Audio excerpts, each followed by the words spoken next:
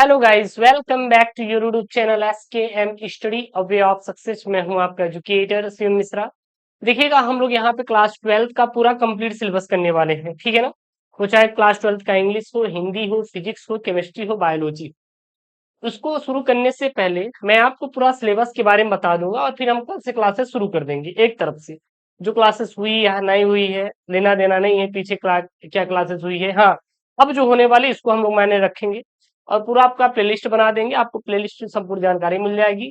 जो जो यहाँ पे सिलेबस दिया गया हम आपको सब कुछ पढ़ा देंगे, ए टू जेड करवा देंगे। एक भी आपका टॉपिक नहीं छूटेगा। आई प्रॉमिस यू, सब हम पढ़ा देंगे। चाहे फिजिक्स हो, चाहे केमिस्ट्री हो, चाहे बायोलॉजी हो, या फिर बात करें सर जी आपका क्या हिंदी का, हम आपको पूरा पूरा पढ़ा देंगे, ठीक है ना। तो ये रहा आपका 2026 बोर्ड एग्जाम के लिए बेटा, क्या अपना करे जा 2026 बोर्ड एग्जाम के लिए क्लास 12 हिंदी का सिलेबस। ओके, एक आपका सामान्य हिंदी होता है, एक साहित्यिक हिंदी होता है, ठीक है ना। दोनों में कहीं ना कहीं बेटा सेम ही होता है, थोड़ा सा बदलाव हो जाता है। ये सामान्य हिंदी का आपका सिलेबस होने वाला है। और जो जो है इसमें हेडिंग है हम आपको सब कुछ पढ़ा देंगे, ए टू जेड पढ़ाएंगे। एक भी आपका टॉपिक छूटेगा नहीं, ये बात आप लोग बेटा याद रखिएगा, ध्यान दीजिएगा। और हाँ, टेलीग्राम पर इसका पीडीएफ मिल जाएगा। टेलीग्राम चैनल का जो लिंक है वो डिस्क्रिप्शन बॉक्स के अंदर दिया गया, जाकर आप लोग ज्वाइन करिए। साथ ही साथ गूगल प्ले स्टोर से एसकेएम स्टडी एप्लीकेशन को जरूर डाउनलोड करिए। वहां पे दो बैच है, महाभारत बैच और रामायण बैच, दोनों बैच को ज्वाइन करिए संपूर्ण तैयारी के लिए बोर्ड एग्जाम 2026 के लिए। चलिए सर, सबसे पहले अगर देखेंगे तो आपका दो खंडों में विभाजित रहेंगे पेपर। एक बेटा करेजा क्या रहेगा, खंड क रहेगा जो कि 50 नंबर का रहेगा। दूसरा रहेगा खंड ख जो कि 50 नंबर का रहेगा। टोटल आपका 100 नंबर का रहेगा। पास होने के लिए करेजा आपको 33 नंबर की जरूरत पड़ेगी। कितना चाहिए, 33 नंबर चाहिए। कितना चाहिए बेटा, 33 आपको नंबर की जरूरत पड़ेगी। सबसे पहले देखेंगे आपका, तो पहला रहेगा हिंदी गद्य का विकास। अच्छा, हिंदी गद्य के विकास में किस किस टॉपिक को आपको पढ़ना है। तो सबसे पहला आपको टॉपिक पढ़ना है हिंदी गद्य का उद्भव, यानी हिंदी गद्य का उत्पन्न कैसे हुआ, उत्पत्ति पढ़ना है एवं इसके विकास को पढ़ना है। फिर उसके बाद शुक्ल युग को पढ़ना है, शुक्लोत्तर युग को पढ़ना है। हिंदी गद्य की प्रमुख विधाएं, निबंध। विधाएं मतलब हिंदी गद्य की प्रमुख विधाएं, मतलब विधाएं मतलब प्रकार, कौन कौन से प्रकार, जैसे आपके निबंध, उपन्यास, कहानी, आलोचना पढ़ना है, हो गया। और कुछ भी आपको पढ़ने की जरूरत बिल्कुल भी नहीं है। उसके बाद बेटा आपका जो दूसरा है काव्य साहित्य का विकास। काव्य साहित्य के विकास में किसको किसको पढ़ना है, आपको केवल आधुनिक काल में भारतेंदु युग, द्विवेदी युग, छायावादी युग, प्रगतिवादी युग और नई कविता इत्यादि आपको चीजों पढ़नी हो गया। और यहां से आपके 10 नंबर के आपके क्या जाएंगे, दोनों से आपके ऑब्जेक्टिव बन जाएंगे। उसके बाद आपके क्या आएंगे बेटा, गद्यांश बनेंगे, जो कि आपके पेपर में 5 प्रश्न आएंगे। और दूसरा क्या रहेगा आपका पद्यांश, 5 प्रश्न बनेंगे। हर एक प्रश्न 2-2 नंबर का रहेगा, तो 10-10 नंबर के आपके ये हो जाएंगे। उसके बाद आपका क्या आएगा बेटा, यहाँ पे देखेंगे करेजा, तो एक लेखक का जीवन परिचय आएगा और कवि का जीवन परिचय, मतलब साहित्यिक परिचय आएगा और इनकी प्रमुख कृतियां लिखने के लिए, जो कि आपका रहेगा 5-5 नंबर का रहेगा, 10 नंबर का रहेगा, ठीक है ना। उसके बाद पाठ्यक्रम में निर्धारित कहानी का सारांश एवं उद्देश्य पर प्रकाश मतलब भी आपको लिखना रहेगा। ये आपका कहानी वाला रहेगा और खंड काव्य, ये देखेंगे तो आपके 5-5 नंबर की ये रहने वाले हैं। बट अभी कौन कौन से पढ़ना है वो भी आपको बता देंगे, टेंशन नहीं लेना है। खंड ख में देखेंगे तो खंड ख में आपका एक संस्कृत का गद्यांश पद्यांश रहेगा, ठीक ना। फिर लोकोक्ति और मुहावरे आपको पढ़ना रहेगा। आप पढ़ते गद्यांश रहेगा, ये सब वन शॉट में मैं आपको पढ़ा दूंगा। शब्द शब्द में सूक्ष्मतर मैं आपको पढ़ा दूंगा। अनेकार्थी शब्द पढ़ा देंगे, अनेक शब्दों के लिए एक शब्द, त्रुटि मार्जिन पढ़ा देंगे। तो ये आपके वन शॉट वीडियो लेकर आऊंगा, वन शॉट में हो जाएगा और आपको जरूरत पढ़ने की नहीं है। पीवाईक्यू में से आपका काम हो जाएगा, मतलब प्रीवियस ईयर जितने भी क्वेश्चन है जो आपके पेपर में आए हुए हैं मैं आपको उतना पढ़ा दूंगा, आपका काम हो जाएगा। अलग से आपको कुछ भी पढ़ने की जरूरत नहीं पड़ेगी।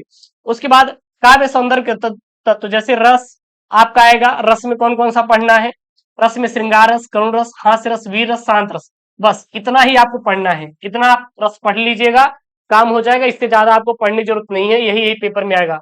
अलंकार में कौन कौन से, शब्दालंकार और अर्थालंकार। शब्दालंकार के कई सारे प्रकार हैं, अर्थालंकार के कई सारे प्रकार हैं। उस अलंकार में कौन कौन से, क्या सभी पढ़ना, नहीं सभी नहीं।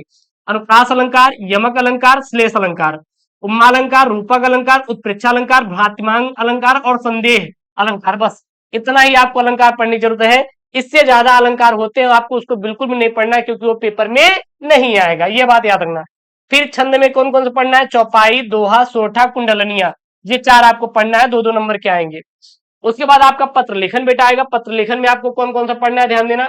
पत्र लेखन में आपको नियुक्ति हेतु आवेदन पत्र, बैंक से ऋण प्राप्त करने के लिए आवेदन पत्र और अपने नगर और गांव की सफाई हेतु संबंधित अधिकारी को पत्र, बस ये 3 प्रकार के पत्र पढ़ना है। उसके बाद आप लोग को एक भी पत्र पढ़ने की बेटा जरूरत बिल्कुल भी नहीं है। उसके बाद निबंध लेखन आएगा।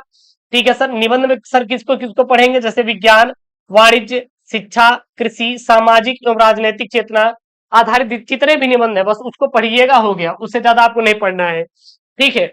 उसके बाद हम बात करेंगे सर जी कि गद्य में कितने चैप्टर हैं, कौन कौन से आपको चैप्टर पढ़ना है, बस यही पढ़िएगा, हो गया, इससे ज्यादा आपको पढ़ने की जरूरत नहीं है। तो आप गद्य में देखेंगे तो ये आपके 6 चैप्टर रहेंगे। कौन कौन सा? राष्ट्र का स्वरूप, अशोक का फूल, भाषा और आधुनिकता, तेजस्वी मन के संपादित अंश, रावण नरसिंह होम में निंदा रस। और ये मैं आपको सभी सभी में पढ़ा दूंगा, आप बिल्कुल भी टेंशन मत लीजिए। जितने भी चैप्टर ये छठों छठों में आपको पढ़ा दूंगा। 1 शॉर्ट वीडियो आएगा आपके यूट्यूब चैनल पे, मैं कंप्लीट करवा दूंगा, आई प्रॉमिस यू, टेंशन नहीं लेना है। ठीक।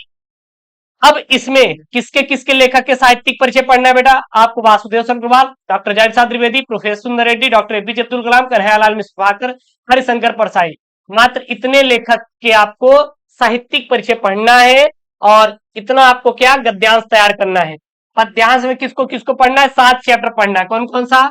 पवन दूतिका, कैकेयी कांताप गीत, श्रद्धा मनु जो कि गीत का एक पार्ट है, नौका विहार, बापू के प्रति परिवर्तन गीत, ये सभी इसी का पार्ट है। अभिनव मनुष्य पढ़ना है, मैंने आहूति बनकर देखा, ध्रुव, बस इतना ही पढ़ना है, हो गया। तो आपके 7 आपके चैप्टर पढ़ना है। किससे बेटा? आपको गद्य से पढ़ना है, पद्य से पढ़ना है। और किसके किसके साहित्यिक परिचय तैयार करना है? अयोध्या सिंह उपाध्याय हरियों, मैथिली सेनगुप्त, जयशंकर प्रसाद, सुमित्रानंदन पंत, महादेव वर्मा, रामधारी सिंह दिनकर, सच्चिदानंद हीरानंद वात्स्यायन बोले तो आगे, बस। और किसी का आपको नहीं पढ़ना है। उसके बाद जो आपका कहानी वाला आता है ना, तो 4 कहानी तैयार करना है, हो गया। एक आपका उद्देश्य, बस पढ़ लीजिएगा, हो गया, ठीक है ना। और कुछ भी नहीं पढ़ना है, सारांश और उद्देश्य में पढ़ा दूंगा। ध्रुव यात्रा पर, पंचलाइट पर, लाठी पर, बहादुर पर।